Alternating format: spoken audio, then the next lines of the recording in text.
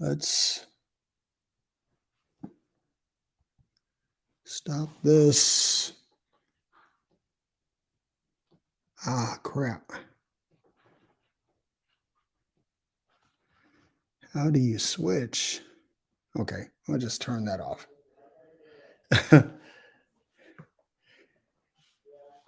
Hang on for a second, folks. I'm glad that you're here, but I'm having a little technical difficulty. I'm going to sort this out and we will get back to it.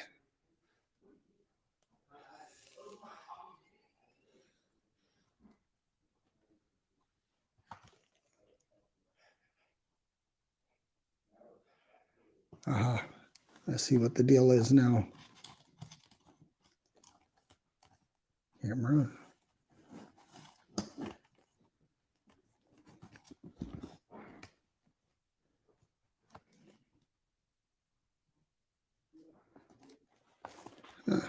Okay.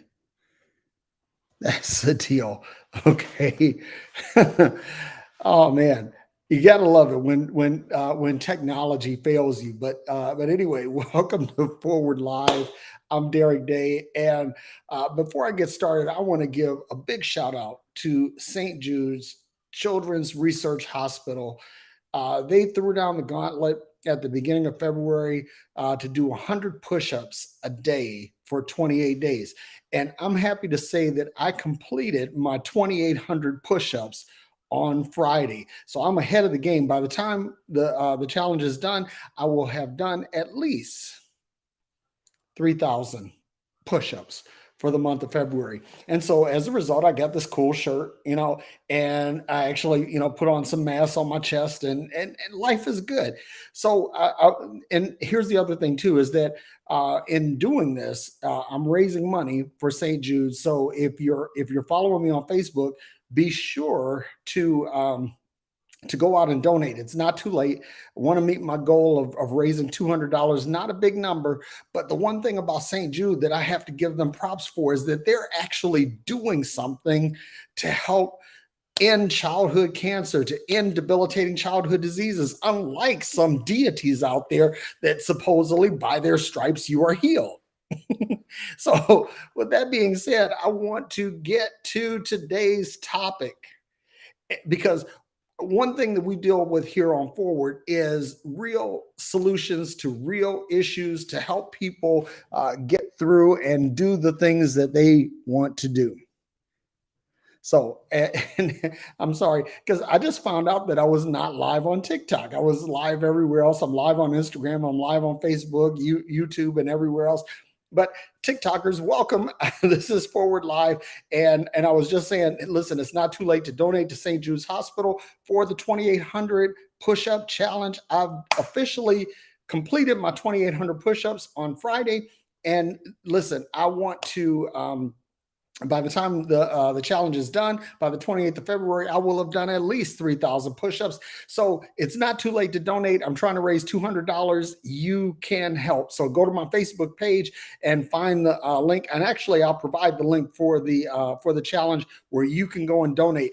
Every little bit helps. Okay. So that being said, as I was saying to everybody else before, I get so rudely interrupted by the fact that TikTok wasn't live.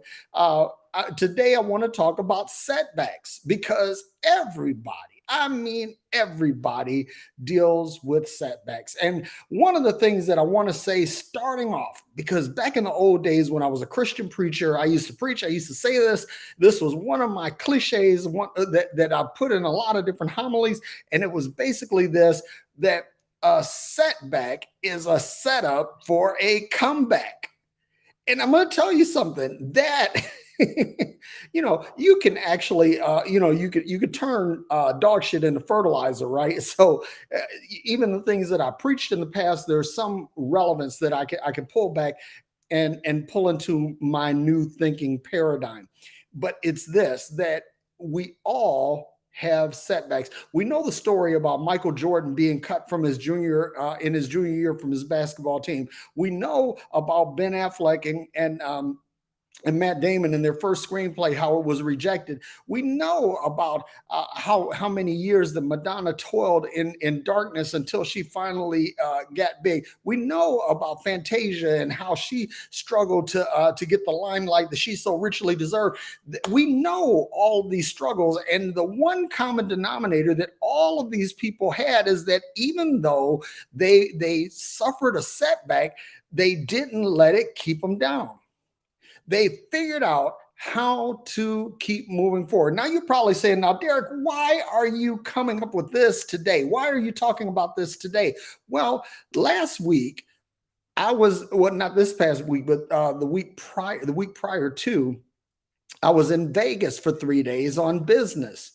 And during that time, I was not disciplined in my eating. Now, for most of you that have watched this, you know that I've been on this fitness and weight loss journey, and I've been very successful. But while I was in Vegas, I was not very disciplined. I didn't eat well. The good news is that I only gained a pound. Now, here's the problem: is that coming back from Vegas, even though I wasn't disciplined while I was there, I got back home and continued my undisciplined ways. Now, here's what happened: because I've been doing what's called the ketogenic diet, where I'm restricting my carbs to less than 50 grams a day.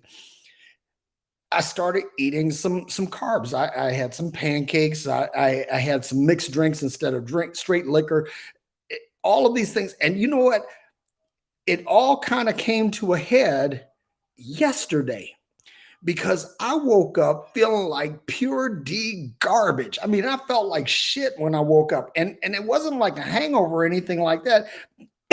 It was just simply that I had not eaten well, and aside from my push-ups, I hadn't been doing any regular exercise. And so my body now is rebelling because it got used to working out. It got used to a good diet that was basically turning on the fat burning furnace in my body. And so now I'm here, and I've basically gained back like 5 pounds. Now, it's easy to get disappointed. It's easy to get discouraged. It's easy to just say fuck it and just let it all go. That's the easy thing. But what's hard is getting up and fighting back. That's the thing.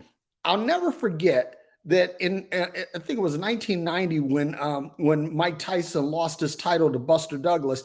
But in that fight, Buster had completely manhandled Mike throughout the entire fight until the 8th round, when Mike knocked Buster down. And Buster Douglas immediately, when he gets to the canvas, he pounds his fists on the canvas, like he's like, God damn it, I had this, I'm winning, and I let one sneak in. And it would have been easy, because most people that suffered a Mike Tyson knockdown didn't get up from it, or they didn't get up to finish the fight. But Buster Douglas said, this is not the end. It's not over until I say it's over. And he got up, dusted himself off, got his head straight, finished the round, and then went on to knock Mike Tyson out to become the first man to beat Mike Tyson in a professional fight. Now, that is the fighting spirit that you need to come back. Listen, Sylvester Stallone, when he wrote the script for Rocky, that script had been denied by Hollywood producers 3 times. And I think that when he actually produced it, that he basically went in with some of his own money. So here's the thing. Sometimes you have to do extraordinary things to get extraordinary results. I want to tell you guys a story. And this is a real story.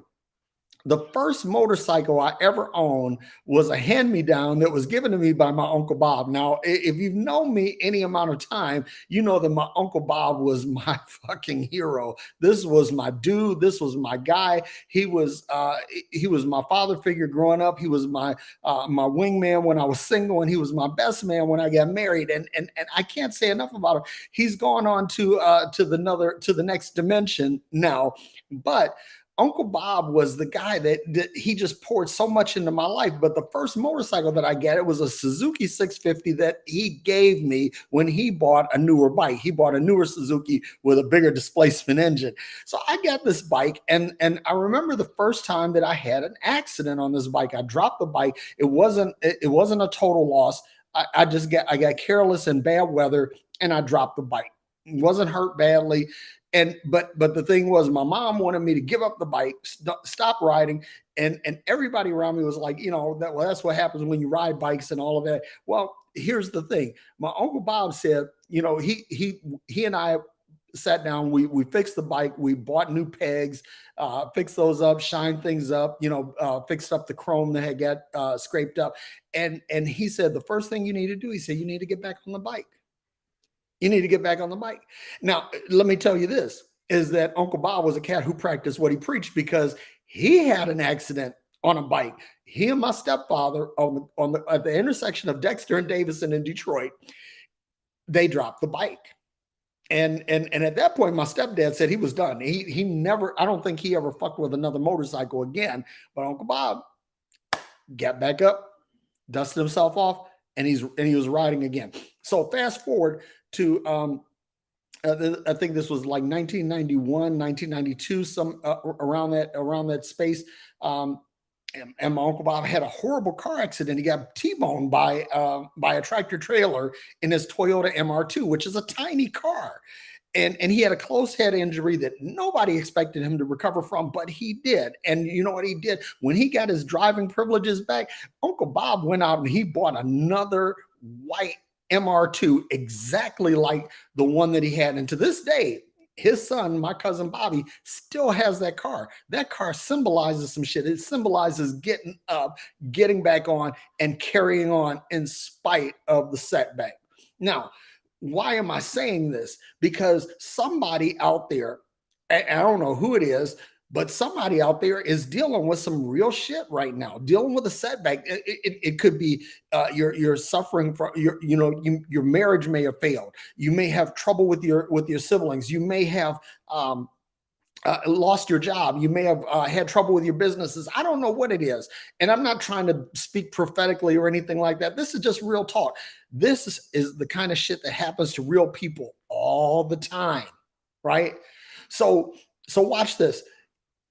You may think that you're done, but as long as you have breath in your body, you have the raw material to recover from virtually any setback. Honestly, the only time that failure is final is when it's fatal. In other words, if you screw the pooch and it causes you to lose your job, lose your life, then that's fatal. And there is no recovering from that. You're not going to recover from a fatality, but if it's short of a fatality, it's something that you can recover from. You can pick yourself up, you can dust yourself off, and you can overcome whatever it is that knocked you down. Man, I'm going to tell you something. This is one of life's lessons that really, really helped me, because there have been times, listen, I've lost jobs, I've lost businesses, I've lost fortunes. Listen, I was actually a paper millionaire one time in my life, and then the dot-com bubble burst. I lost it all. And any one of these things, I lost my wife in 94, she died. That's what I mean when I say I lost her. And all of these things, these are things that a lot of people don't recover from. It would have been easy. I honestly thought that when Mickey died, that I was going to die too. I really didn't see, I couldn't foresee life going on without her, but yet and still I managed to recover. And let me tell you this, that You need to understand that even when you suffer a setback, there are people out there rooting for you. Sometimes they're apparent, and sometimes you have to find them, but they're there. And part of this is how you cultivate relationships. And this is something, this is a discussion for a totally different show. But when you're cultivating relationships, you want to make sure that you have people around you who who are a safety net, who will help you recover, people who will encourage you to get back on the bike, get back on the horse. Yeah, and I've been thrown from a horse too, and the same thing. Get back on the fucking horse, and to this day, anytime I get the opportunity to ride, I get out and ride, and I'm a very proficient rider.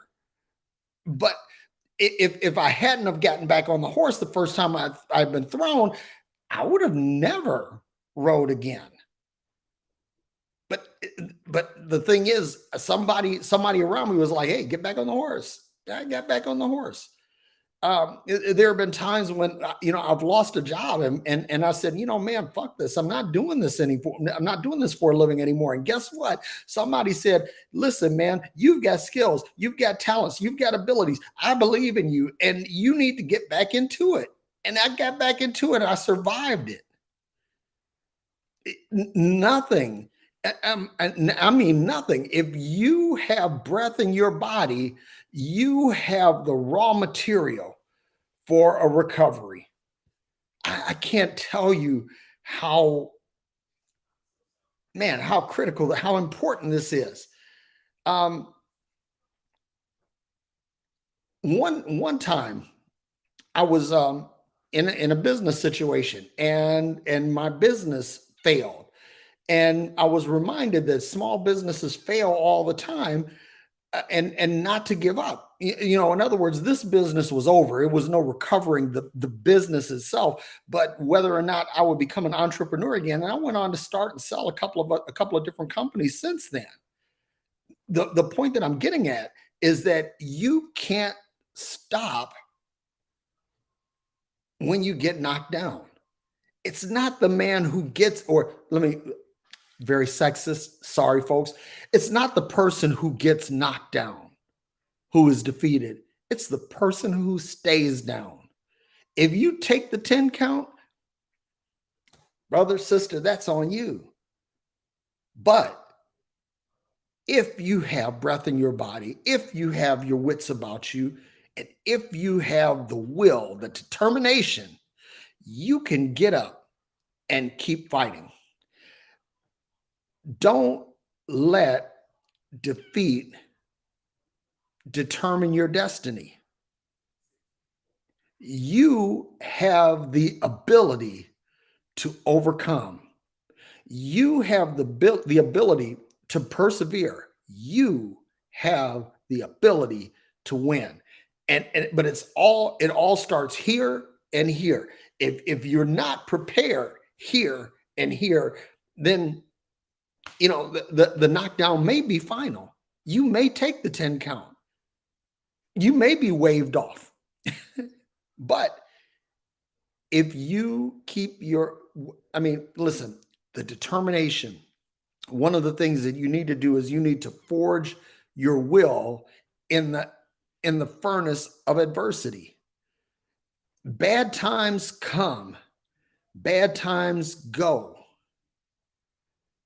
But bad thoughts will determine whether those bad times and bad situations, circumstances are going to keep you down.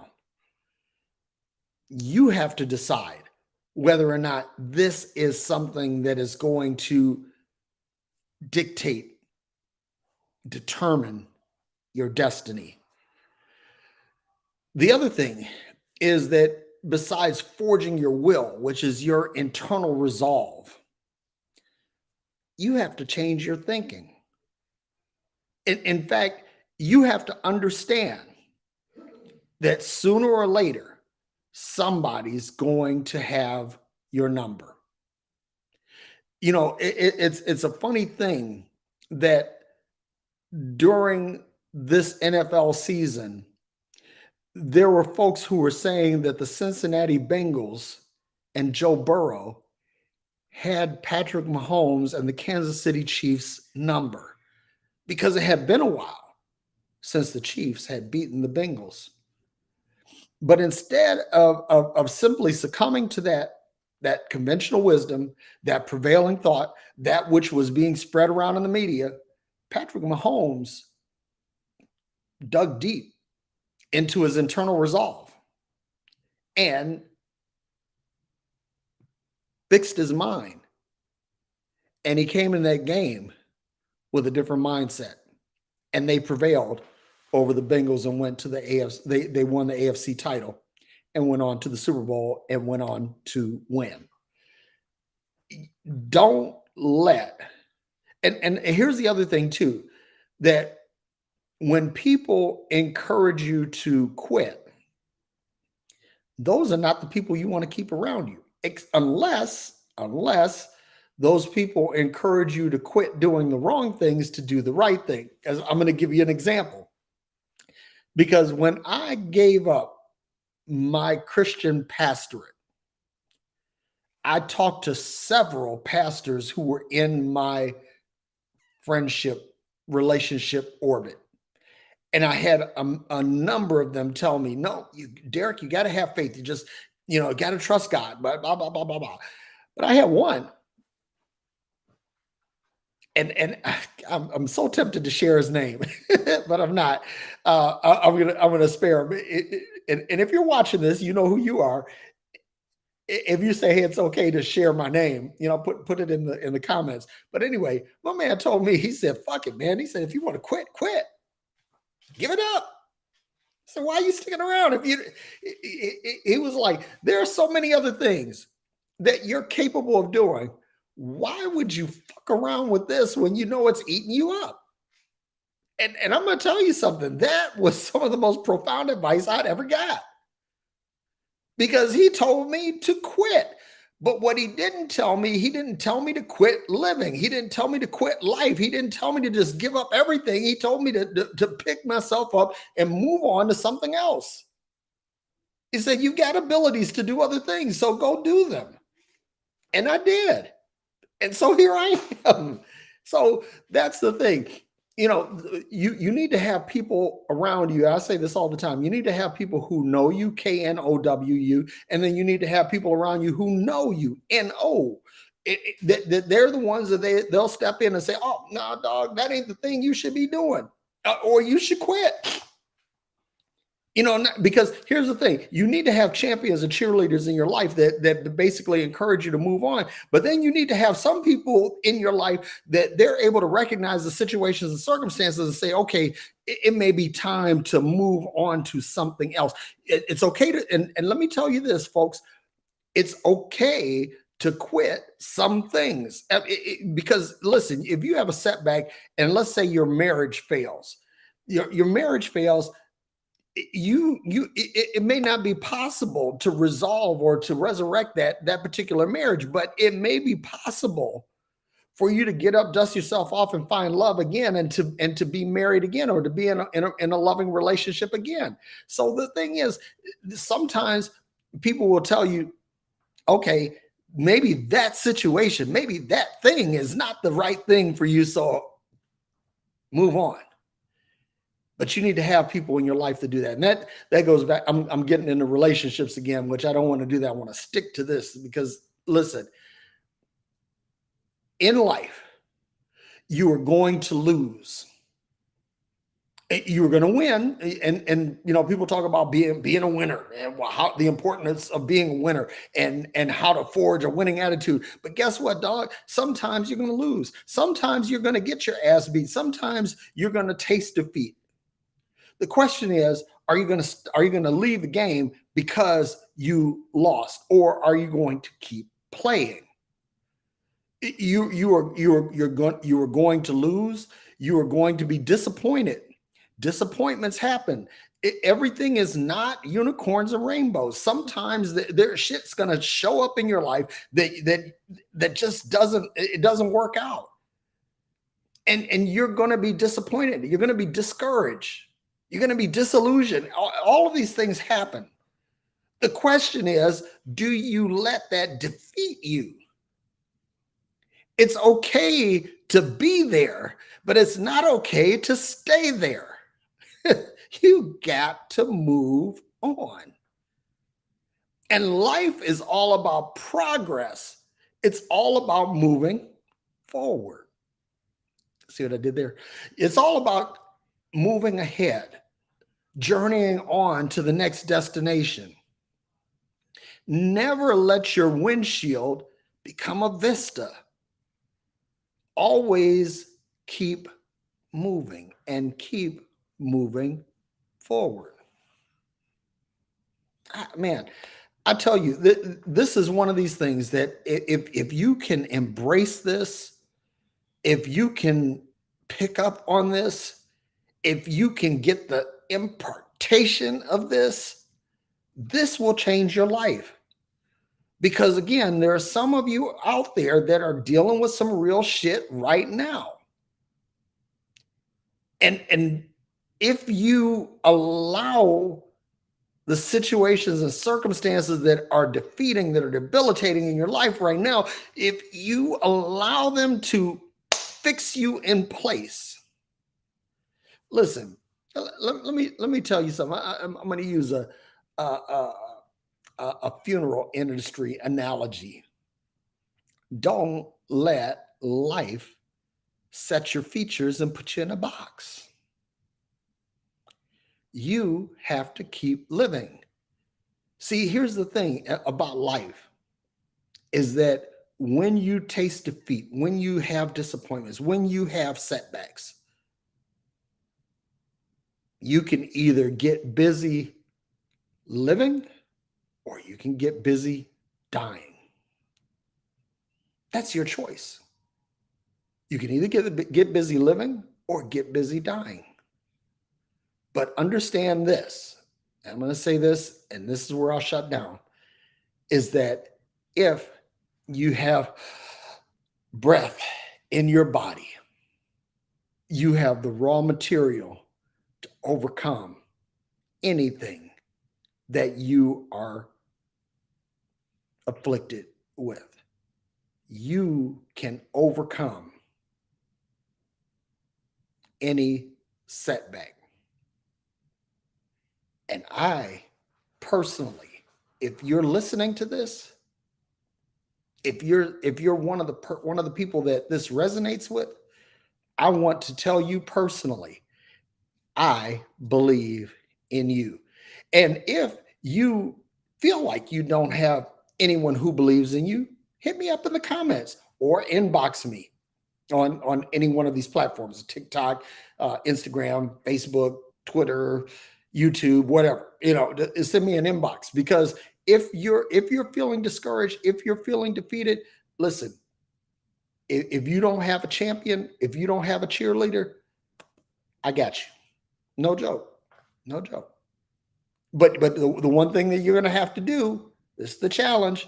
The one thing that you're going to have to do is you're going to have to be prepared to listen and act. Because it's one thing for someone to be a champion and a cheerleader for you, and you're not prepared to be on the field. You have to get in the game. I'm going to look at some of the comments here, and also I want to acknowledge everybody who's on. Is it Lee Pocock? Thank you for joining. Creation Living, thank you for joining. Carl Forehand, one of my favorite people on earth, thank you for joining. Was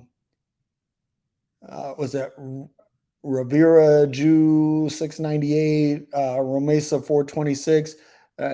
Some of these folks are bots, but I'm waving at these people anyway. Paloma Designs, Mary FX Trades. Listen, let me just say this. If you try to send me a friend request and your handle has anything to do with FX or Bitcoin or anything like that, I'm not interested. Somebody whose name on Instagram is fuck you all GN. I love it. Let's see, who else? Richard Dodge, thank you for joining. And I think that's everybody. That's everybody on on Instagram. Um, there were a lot of comments on TikTok today too. Y'all bear with me here. Oh my God. You know, no, man, I haven't. I have read the Quran, and the Quran is bullshit. Okay, just like the Bible. Um, that I'm not having those discussions anymore. No, I'm not still a Christian. Thank you very much. Uh, St. Jude's is a great cause. Yes, it is, and that's pretty much all of the TikTokers and the Instagrams. And who's over here? Let's see, Freya Ryer. Thank you.